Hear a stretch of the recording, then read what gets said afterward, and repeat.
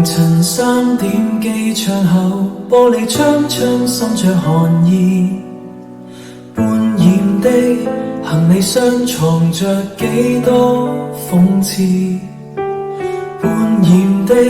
行李箱藏着幾多諷刺，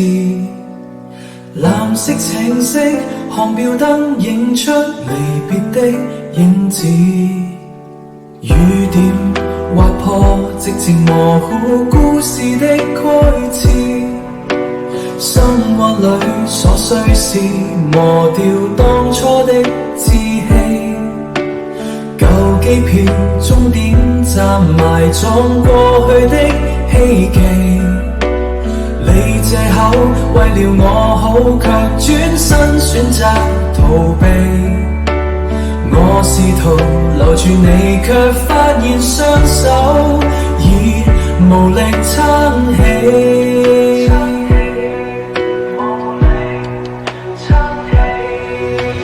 眼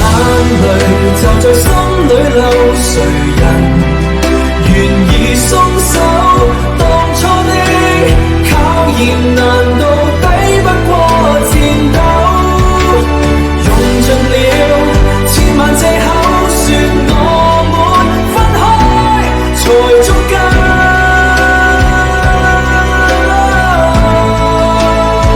想重新開始卻發現靈魂已在漂流，面前的牆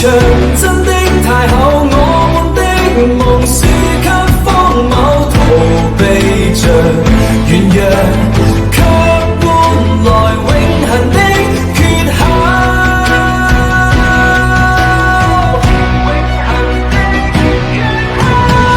眼淚就在心裏流，祈求讓你停留，生活的壓力讓愛情變作灰狗，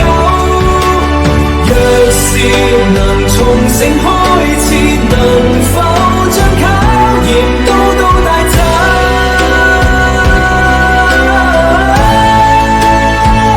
逃避